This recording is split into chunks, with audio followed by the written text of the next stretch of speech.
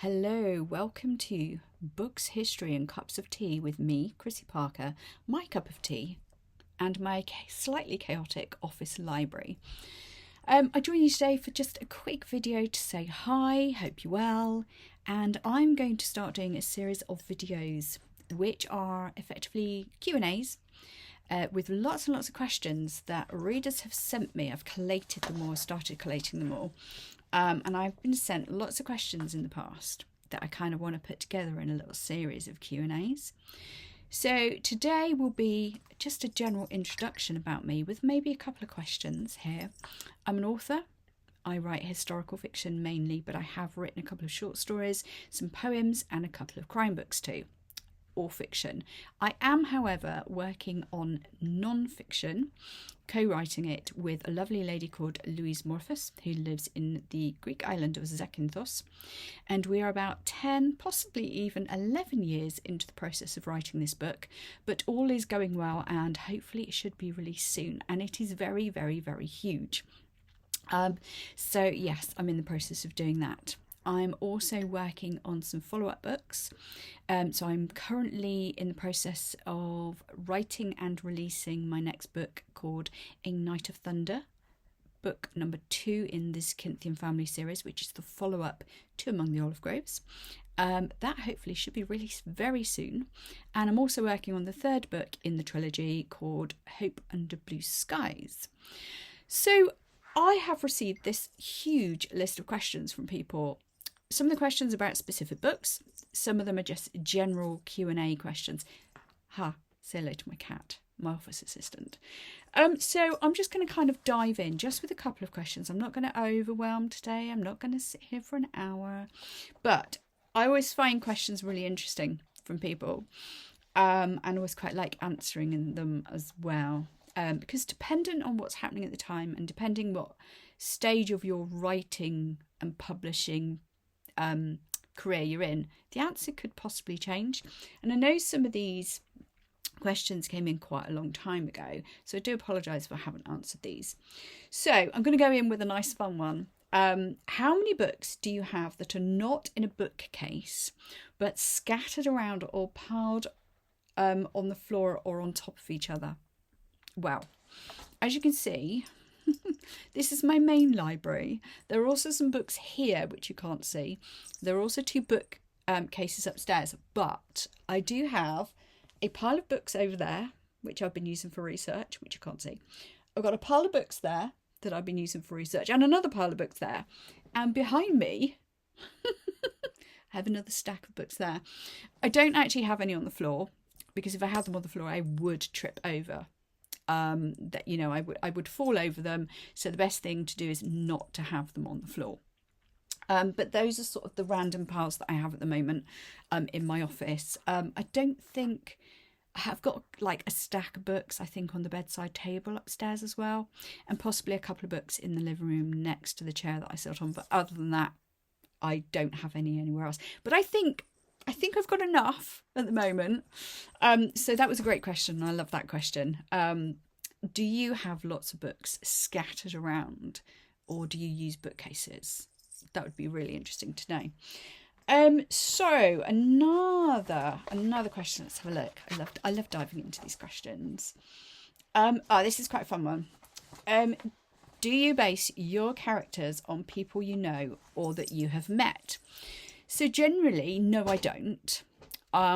Because I don't like sort of saying, oh, this is based on this person, because I just don't like doing that. But there will be things that I see in people. Maybe I'm out people watching, or I kind of maybe overhear a conversation or something like that. And I think, oh, actually, that would be quite good for a character.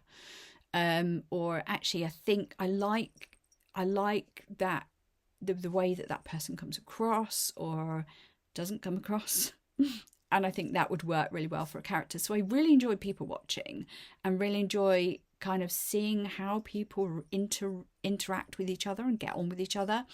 And I think that's really important if you're a writer, because then you can put the reality of people into your characters, rather than your characters ending up just being really flat people who just speak words in the book. So yeah, I don't put anybody very specific in there. I will intersperse that with obviously I do write historical fiction. So for instance, in my book Among the Olive Groves, there are characters in there who were based on real life people, but I have changed their names out of respect, because those were very specific historical incidents that needed to be in the book to kind of move the story along. But I didn't want to specifically name them. But in all the sort of like article writing I've done as like marketing support for the book, I have mentioned who those people were, and you know how I use them, but change their names out of respect for the families. So that's kind of the only way that I would say basing characters on, but they're actually real people. So yeah, so that was a good question. And the third and last question, because I'm only going to do 3 today, but the third and last question I'm going to go for is, do you ever suffer from writer's block?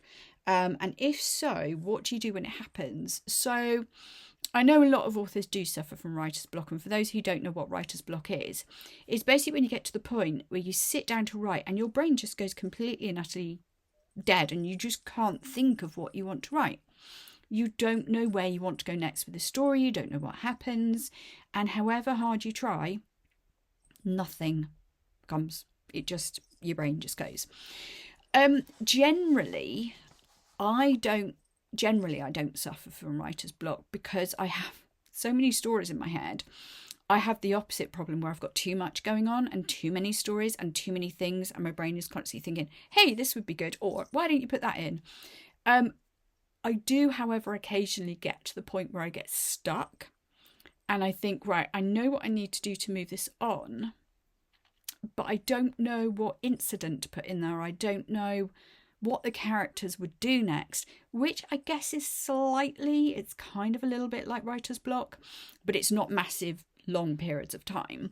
So what I would do in that instance is I generally go, look, this is not working today. There's no point in trying to work out what I'm going to do.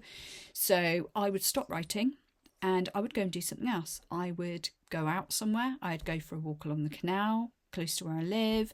I would maybe go out in the garden and do some gardening, or I would go and do something else, or I'd, go and talk to my husband, or go and talk to a friend.